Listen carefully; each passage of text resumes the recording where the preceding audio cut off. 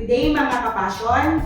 Ako po si Karen Colmo ng KCNC Game Farm from Kidapawan City and siya po si June Celeber, Celebrity Game Farm from Davao City. Boss June. Ikinig naman po ba? Lagi sa may mga ibuhatan na to ani. Lagi na magiging po problema ang mga breeders. Siyempre, naman tayo mga para sa to ang mga piso na pwede na ito magamit. At yan po ang ating i-discuss ngayon sa first episode ng Gabay sa Tagumpay! On today's episode, kasama po natin ang game ball specialist ng Western Mindanao. Ma'am, good morning. Good morning! Thank you. So mga kapasyon na today si Rico Alina Jr., ang game ball specialist sa Western Mindanao. Kasama din po natin ang game ball specialist ng Region 12. Yes ma'am, good morning ma'am. So Joel Bastes po, ako po ang game ball specialist po ng SOC Surgeon Region. Hello po mga kapasyon. Sir June, Yes, Ma'am Karen. ano sa imong ginagamit sa imong mga piso na 1 to 4 years old, 18 months old? Siyempre, ito, stock developer, Rumble. Kasi may bioflex siya, maganda yung katawan niya, hindi sakitin, at malaki ang niya, ang resistance niya sa mga. Thank you sir no, sa inyong dindot na tubag. Sa tama sir, muna isa na makatabang sa tuwa sa pag-abot sa ranging. Ang ato ang stock developer Rumble. Hinahatag nato ni sa edad sa 1 month antod sa 4 ka bulan. So wapo din siya tubo at the same time pindot o wapo ang iyang balahibo. Sakto ka Sir Joel, no? Si staff developer na siya biofixing. So, kani nga bahok is time for ranging na ni siya. So, from 1 month to 4 months. So, dili na nato time for i-down na nato ang atong mga sisiw or mga acryl's para sa ranging area. So, di na po may encounter sa atong mga warriors, no? Nga maka-encounter sila og ulan, init, at the same time maka-count po ng mga bacteria o kasi present sa atong mga sa ranging area. So, with the help of Biofix Zinc, so na-share resistensya para iwas sakit ang ato ang mga warriors. Okay, Sir Rico, so karon gusto na to may banat po sa to mga national at saka regional Yes. nato, No, nang para nagpa-import dito og mga gwapa na mga endorsers Yes. dito para ma-prove or maka-share sila sa ilang mga experience through using Thunderbird as tag developer Rumble. Yes. Yes. So, unahon sa ato si Ma'am Karen. Ma'am, so unsa ba imong experience sa paggamit sa to ang stock developer Rumble, ma'am? Nakalisig naman yun po sa uban ng mga self-develop. Parang sa mga piso from 1 year old. Dagan mag-i-available na. Pero nakita yun, it really does make a difference pag sa developer ang gamit mo. Mga piso mo 1 to 4 months old. Pag ano mo siya, tag-ulan o tag-init, it doesn't really matter kung anong panon. Kasi kung pagkalahi, regular ang iyahang ang health ng ano ba, may resistance niya, abdik ang mga manok, diba? Isang ulan. Magkuhan lang po na pag panahon sa tag-ulan, sa tag-init ng yun, ato ayun yung alalayan ng ato ang feeds o mga kuhan, mga electrolytes, magamit ng taana, adlaw-adlaw, inahatag na to, usually pagbuntag, kung yung pagkahuman, mahatag po ng antibiotics, nabaw na ang grabe ang init, diba? Ikaw sir, ano sa yung ginagamit para sa inyo mga Sa ako, dagdag ko sa imo, kani siya, wapo ni siya sa mga gusto sila ng Christinan. Tungod kina siya yung dali nila matunaw ang ilang mga pagkaon. At the same time, nasa may init silang lawas na makaya nila sa lumot ang bugnaw at panahon. Kani, kung isa pa, sa aqua, ginagamitan ko ng mugkatong Energy D+. Kasi may dextrose powder, makakuha siya sa mga resistance at anti-hydrate siya. Mga na kung ginakuha sa piso. Kasi ang piso mong good, para sa kuha, ang 1 to 4 very critical siya. Tungod sa iyang di pa kayo siya immune sa mga microorganism na siya sa lupa, atong ginatawag na kanang para sa intestinal cause. Usually, ang mga piso, 1 to 4 ang common problem sa to, diba? Yung mga intestinal problem talaga. Kasi big health kayo siya. Tungod kayo na siya bioflex, plus C, plus dili makatunaw sa ilahang pagkaon. Isa pa, dali na ma-develop ang ilahang feather tungod kay naa sila'y aminoflex, naa sila'y bioflex na makapagdalang kainit sila ang lawas. Pagkabot sa inyong mga piso sir, pagkabot ng 4 months, nagalinis pa kapag Yes! Ano mong ginagamit itong 4 plus? Ang 4 plus, Revitalization na rin kasi. yes sir, pag-amot ang gamit, pag magkaturas, before may mag-range, before may mag-turn, gamitan na lang mo siyang 4 plus. Kaya para ang ang manok, magiging shiny na ang iyang balahibo, at the same time, musukol na yun sila, o init o bugnaw para sila ang lawas. Lahira yun ang barok sa manok na naka 4 plus. Yes ma'am, lahir agad ma'am, wala yung ako. Sir, tinuod sila sa nakita na to sa appearance sa wala yung pagbaba. Yes. Pogi-pogi ang manok pag naka 4 plus, di Yes ba, ma'am, sir? oo. Yes, so, Pero napansin lang yun, di ba, sir? Pag magamit ko ang 4 plus, tungkol siguro na sa taas, nasok testosterone mo. Dali kayong harvesting. Yes ma'am, mamature na yun ang Mature na ang yun. manok. Oo. Mamature na yun. At the same pa, wala, bugiro na kayo siya, kay kintag na kayo siya balahibo, magwapo na kayo siya buhok gani. Marami mo.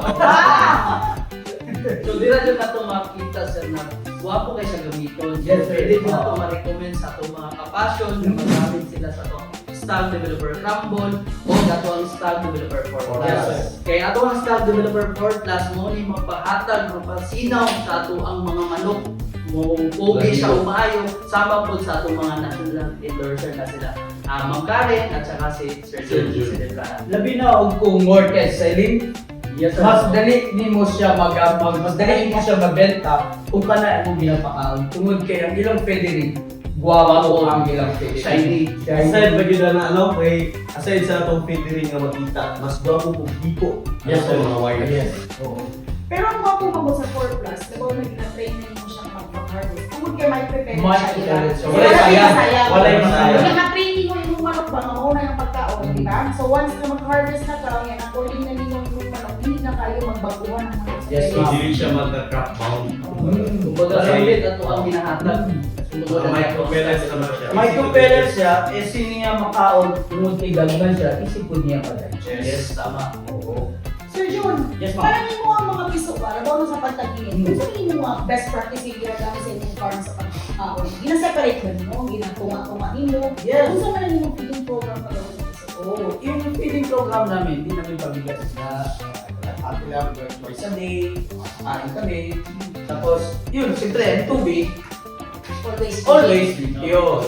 Dapat, dili yun siya pwede mo wabot to 6 hours ang ato ang tubig. Lalo na pag mabutang tao electric. Oo, okay. 4 hours after. Oo. Makapantos na mag-charge. Yes, ma'am. Bilisan niyo din nato. Kani siya, nasa tungkol sa multivitamins niya, nasa dextrose. So, after 6 months, 6 hours, ato nang ilisan. Hindi siya. Dapat fresh water kami biya from. And then, dili po siya dapat i-direct na to sa Init. Yes, sir. Oo. Kaya dali na po siya mapanos kung maano siya sa kanya. Gina-practice ba ninyo, sir, na pagpanahon sa tag-init ba? Para lang sa pagtunaw sa inyong manok. Wet feeding ba kasi inyong manok? Halo din mo nitrogen sa inyong Yes, ma'am. Mas maganda pag imong i-wet Wet feeding, di ba? Pag panahon sa init? Yes, kaya para imong vitamins nga imong naadin na, ma-intake din nila tanan. So, lang kay assurance na nakaon na nila. Pag mawala itong pagkaon, basta ba ito, at yung vitamins na imong ginabutang dito, makaon yun nila, absorb yun nila tanan. Sila dili mausik, aside sa pagpainom ka o tubig sila. Sa inyong farm, sir, nagpapakaon mo ka, di ba sa inyong iso ka to? Kasi ako mga manggol, nagpapakaon ni early, sa pabang sunrise, eh, para ang mga manok ba, lagtik mo yun na sila ng ano, para kung sa pagdahon sa pag-init, magkatago-tago naman sila sa atong friend, hindi naman yung kamoy, di ba? O magbutang mo dito. So, bali na itong prepare na naman, is body heat. Oo, saka, kumbaga, mga piso ba, usa ka, ma-expose sa mga ano, di, syempre, Nakataon nakakawala, kumbaga makaprotect ka sa ilang mga. Nagpapalirin ka, sir? Yes, ma'am. Ang amang ginapamirin that time, usually nagagamit mo yung mga 9 o'clock. Pag 12 o'clock, hindi na kayo nag-aakal kay init na tayo sila. Oo. Pag 7 o'clock, magpakaon mo, and then 9 o'clock, magpakaon mo. Ang last feeding na mo is 3 o'clock na. Dili ko na yung magpakaon ng 4 to 5. Kaya ano, patulog naman ko na sila. Mga mga din na po the time. bog na At least, yung time. nana po sila yung balon na body heat. Nana sila yung body heat. Ika atong pagkaon, naman ko na siya yung aminoplex o bioplex, ang tawag na to. So, ma-absorb din na siya kung init siyang lawas. So, tama dun sa no, bagay kay siya na nag-init na to na muna itong ginahatag atong stable developer carbon. O gato ang parisa na to sa itong electrogen. Tungod kay mo ni siya ihatag ng anti-stress. Yes, Maka-recover sa dayo, dili sa inyo na maiko. Dahil ma-hydrate sila na. Tama. Hindi sa hydrate. Oo. Magkaroon siya hydration ba? Mag-ano siya. Eh, kung wala ka na, pag init ang panahon, mag-dehydrate ang imuhang piso. So, na possible, sir, na magka-heat stroke na to. Yes, mag-heat stroke na sila. Usually, ang magawa sila, kung kulang silang fluid, magubag ang ilang mata. Hindi man ilang daw sanan sila ang mga init silang lawas. Sa mga farm food, sir, nagagamit kayo. Pero naligo, di po yan. Yes, ma'am. Nagaligo yun, me. Oh, so, nagagamit mo yan yung... Kana among ginagamit. Derby Oo, ready. derby ready. Gamito nila itong derby ready. Kaya nga no, naman po yung mga Mics. mics sa atong puluhan. Di mo ba basta naiti. Oh. Pag naiti, bisag nilimpiyuhan na nimo, na siya yung mics. May tabo. So, Especially gatong mga rig mics. ginaligo na mo na, among ginabuhat, ginapractice na mo. Before may mag-range or mga 1 week di kami sa range, ginaligo na namo. Buta na to, ginabuyan na namo. 2 months old, magligo na mi. Ah. And then, paluwa pa na to na muna every month. Ayaw kadlok na dili ka magligo ka kay madaw sa minuang piso. Dili. Dapat magligo ka para masubside ang ilang hinit silang lawas. Close sa imong mga feeding kung imong mga vitamins. The same time po na panahon. Ang panahon, Yes. kung init yung panahon. May init ang panahon. Sa Sa tao ginagawa ni Sir Jun nga masubside ang kainit. Sa ilang lawas, this one lang maligo sila. Maligo sila, madawa sila kay. Tapos additional lang siya Sir Jun at nangyari sa Sir Rico. Ang galindot na niya to ang derby ready shampoo. Natin siya tinatawag ng cypermethrin o mercury peroxide. So, mga taas niya siyang content na pangpatay sa itong mga puto, sa itong mga piso o pag-abot sa mga stock na to. Aside po dahil na anak siya no, ko kayo siya ang tabang kay pampashiny sa itong mga manok pagpupuli. Ano siya yung mga kay? Kung sa'yo namin, derby ready. Tungod kay naa siya aloe vera. O sa po ang ibang kanan o Sir John, Sir Rico. Kaya naman pala na is kumot daw siya daw. Yes. Saan niya? Yes, tungod kay nasa green tea scent. Wala ako ba naman kung shampoo sa manok? Baho, hindi kayo siya isog ka isa atuang, labi na magpaligo na ka. So karon kani tungod dahil derby ready shampoo, ako isig habang mismo sa tuwa.